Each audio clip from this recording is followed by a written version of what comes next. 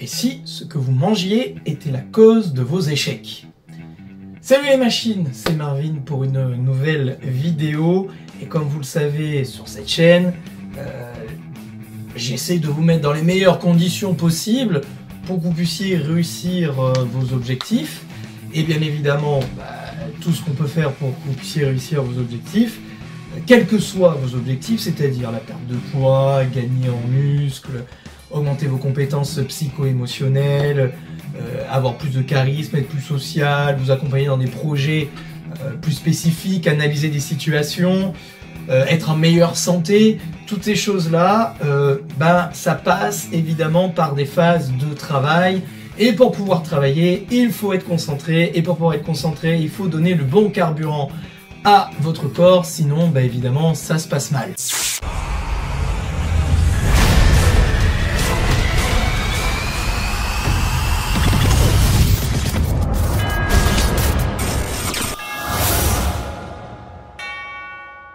Alors on oublie souvent les fondamentaux, comme j'ai l'habitude de le faire dans cette chaîne, tels que manger, dormir, limiter les écrans. Mais pourtant, une question pourrait être une cause finalement de votre procrastination, ou manque de productivité, ou de motivation, ou d'énergie. Et c'est sans doute peut-être votre manière de manger. Et la question qu'on pourrait se poser, c'est quel petit déjeuner prenez-vous ?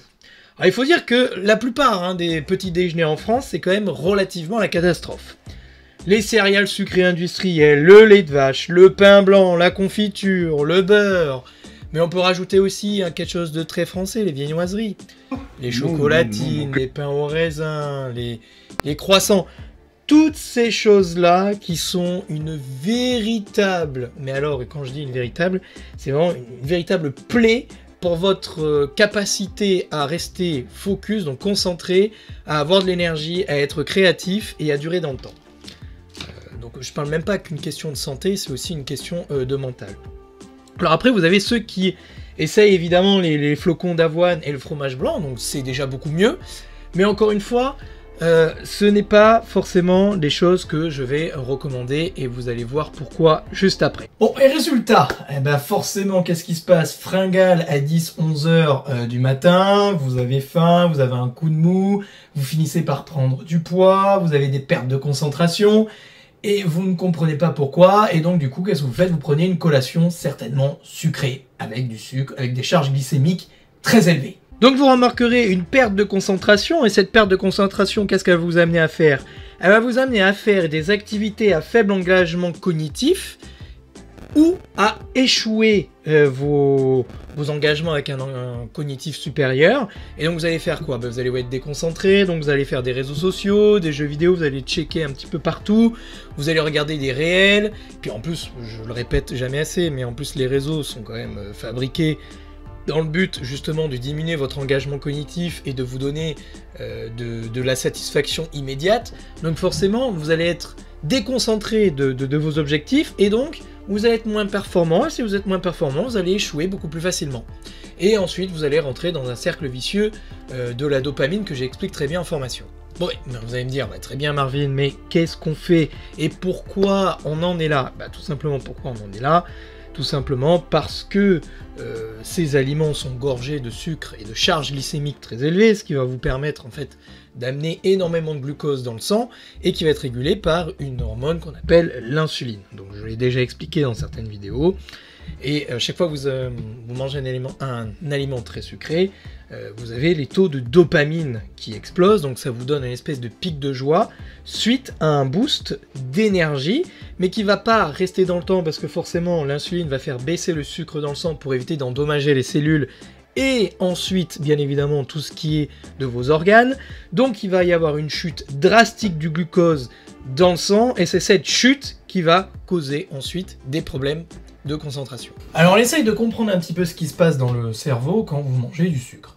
Alors, en général vous êtes récompensé parce que le glucose dans le sang c'est ce dont se nourrit en fait notre corps et notamment notre cerveau qui prend l'équivalent de plus de 20% des ressources. Donc forcément vous apportez du glucose, que dit le cerveau? Ouais, c'est génial! Et donc du coup votre cerveau va produire de la dopamine pour vous récompenser d'avoir fait ça. Bon, il faut essayer de comprendre un petit peu que si vous avez tendance à vous nourrir que de sucre, ben vous allez avoir des pics de dopamine, puis ainsi de suite, vous allez épuiser les autres neurotransmetteurs, et donc du coup, au bout d'un moment, vous allez tout épuiser, et puis là, c'est le burn-out. Donc, comprendre que ce qui sert à construire la dopamine, et ça construit la sérotonine, il faut savoir que dans le cerveau, ces deux-là, ils se font un petit peu la guéguerre. Donc du coup, il faut les mettre à différents moments de la journée. Ça sera plutôt, évidemment, le matin, puisqu'il faut appuyer sur l'accélérateur, et ça plutôt le soir. Quand vous mangez très sucré le matin, bah, forcément, qu'est-ce qui va se passer? C'est que vous allez avoir des pics et surtout, vous allez empêcher en fait la tyrosine d'arriver. Donc, si on fait un graphique, voilà ce qui va se passer. Donc ici, vous avez en fait votre énergie, d'accord, là, et ici, bah, c'est le temps. Quand vous mangez quelque chose de sucré, qu'est-ce qui va se passer? C'est-à-dire que vous allez avoir normalement votre insuline qui est censée être là, d'accord? Donc c'est-à-dire que là, c'est des pics normaux de la glycémie. Quand vous allez manger du sucre très rapide, ça va monter et vous allez être au-dessus. Et donc là, qu'est-ce qui va se passer? Va arriver finalement l'insuline pour réguler le sucre dans le sang. Et donc forcément, s'il y a moins de sucre dans le sang, l'énergie va baisser. Donc là, vous êtes ce qu'on appelle en hyperglycémie. Donc là, c'est hyper. Ça va redescendre, redescendre, redescendre, redescendre, redescendre. Mais au lieu de redescendre, et ce qui devrait rester ici, dans le pic normal de glycémie, ben ça va descendre au point d'être en hypo. Donc là, ici, vous êtes dans la zone hypoglycémie. D'accord? Et si vous êtes dans la zone hypo, ben forcément, votre cerveau, qu'est-ce qu'il va faire? Il va alerter. Et l'alerte ici, qu'est-ce qui va se passer? C'est que vous allez avoir de l'adrénaline. Les glandes surrénales vont arriver, vont faire hop hop hop, qu'est pas ça? L'adrénaline, c'est l'hormone du stress. Et quand évidemment ce stress devient chronique, ça se transforme en cortisol, et donc c'est pro-inflammatoire, et là ça devient n'importe quoi. Donc, quand vous avez de l'adrénaline, vous avez un coup de mou, vous avez ce qu'on appelle une hypoglycémie réactionnelle, vous allez avoir faim, et donc du coup vous allez remanger quelque chose de sucré, et vous allez faire remonter la glycémie, mais ainsi de suite. En fait, ça va faire ça tout le temps. Donc vous allez avoir au bout d'un moment une résistance à l'insuline, c'est ce qui crée le diabète, ce qui crée la prise de poids notamment au niveau abdominal, et ça crée donc des problèmes de santé puisque ça crée des inflammations partout. Donc c'est pour ça que vous avez des coups de pompe. L'objectif en fait est de manger des aliments qui auraient un petit peu cette tendance-là, c'est-à-dire à faire que votre glycémie, bon ça n'a pas autant de variations, on est bien d'accord, hein. Non, ça a des variations, on va dire, beaucoup plus lentes, en réalité. Voilà. Ça fait plutôt ça, en fait. Hein. Voilà. Et puis, vous allez descendre un petit peu, et puis vous allez remanger, etc. Et l'objectif, c'est de rester, en fait, dans les pics classiques. Si vous dépassez, bah, c'est là où ça pose un problème. Donc, l'insuline, au bout d'un moment, on s'y habitue, et donc, ça pose un gros problème. Et donc, vous avez des niveaux de stress élevés, donc du coup des réactions de survie, vous êtes moins créatif, vous perdez en compétences sociales, vous perdez en contrôle émotionnel, bref ça devient la merde, et en plus vous continuez à être en mauvaise santé, et vous avez des niveaux d'énergie qui sont complètement en fait instables. Et donc l'objectif c'est que d'éviter ce genre de choses. Donc que faire? Déjà si vous avez des résistances à l'insuline, c'est peut-être aussi apprendre à jeûner. Le jeûne intermittent peut être sympa, mais attention à ceux qui manquent de dopamine. Parce que du coup, si vous avez un manque de dopamine chronique, il ne faut pas faire de jeûne intermittent le matin. Ou ne pas en faire du tout, c'est même mieux d'ailleurs. D'où l'importance d'être suivi par un professionnel. Si vous avez des problèmes de la thyroïde, même chose, on évite, d'accord? Le jeûne intermittent. Mais en tout cas, ce qui est intéressant, c'est que vous pouvez faire le jeûne intermittent en cas de résistance à l'insuline. Si c'est contre-indiqué dans votre cas, amusez-vous à manger des aliments en faible charge glycémique. C'est-à-dire qu'ils ne font pas élever l'insuline, le pic d'énergie avec l'arrivée de l'insuline pour le refaire descendre. Restez avec la courbe verte. Voilà. Alors Marvin, quoi manger forcément au petit déjeuner? Je ne peux que vous recommander des choses qu'on ne mange pas en France. Et donc du coup, c'est surtout manger du bon gras, avec des protéines. Alors, ça ne vous empêche pas de manger quelques sources de glucides, bien sûr, comme des fruits. Il ne faut pas oublier que les fibres associées au fructose ne fait pas élever la glycémie comme si vous mangiez par exemple du sucre pur ou du sirop de glucose fructose. Je vous indique évidemment la vidéo où j'en parle. Donc, les acides gras, évidemment pas les gras trans, pas les gras saturés.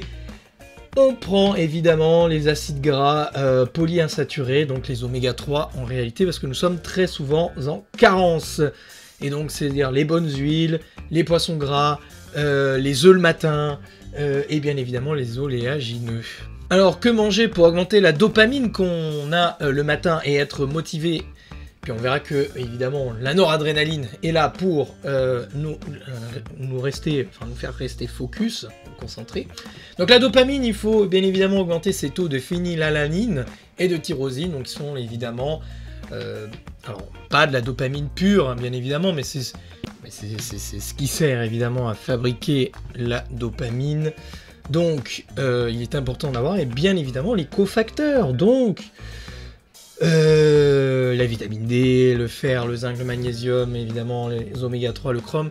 Et donc en mangeant des œufs, évidemment vous aurez la possibilité d'avoir ça. On limite le matin les apports de glucides et on augmente évidemment les apports de protéines. Et bien évidemment le bon gras. Et si vous avez des soucis dans tout ce qui est la dopamine, vous pouvez bien évidemment, et ça va faire avec un professionnel, c'est des plantes qui... comme le ginseng, le guarana, qui vont stimuler justement la sécrétion de dopamine, ou la rhodiole qui limite la dégradation. Évidemment, faites attention les fumeurs, parce que les fumeurs, qu'est-ce qu'ils font? Le cadmium dans les cigarettes fait chuter le taux de dopamine, donc c'est pas idéal le matin. Bien sûr, pour garder la concentration, il faut de la noradrénaline, donc il y a des exercices respiratoires comme la cohérence cardiaque et l'hypoxie intermittente, et toujours les cofacteurs en vitamine B, qui sont les plus importants. Tout ce qui est sérotonine, c'est plutôt manger les glucides, un glucide sucré, un encas sucré, pardon, par les apports en glucides comme des fruits, souvent à 16-17 heures. Voilà. Bon, voilà un petit peu ce petit conseil qui va vous permettre d'être un peu plus focus sur vos objectifs et qui vous permettra d'avoir de la motivation. Parce que quand on mange sucré, c'est un peu comme quand on est devant ses réseaux sociaux. On est récompensé sans effort et donc du coup, ça augmente la procrastination. Parce qu'on a plus envie de faire d'efforts pour être récompensé. Donc, ce qu'il faut faire, c'est de manger équilibré et normalement et de changer son petit déjeuner pour être plus fort. Voilà. Ceux qui veulent un coaching, que ce soit en nutrition, en phénomènes psychosociaux, augmenter ses compétences psycho-émotionnelles, bien évidemment, je vous invite à aller sur mon site et notamment sur ma page Facebook pour l'instant, parce que le site est en construction, il devrait arriver au mois d'août. Sinon, bien évidemment, rendez-vous sur deviennemachine.fr. Vous avez la possibilité de prendre rendez-vous sur ma page Facebook ou bien de vous abonner, de liker. Vous pouvez aussi avoir mon livre Le Monde des Paillettes sur Amazon. Moi, je vous dis à la prochaine. Ciao!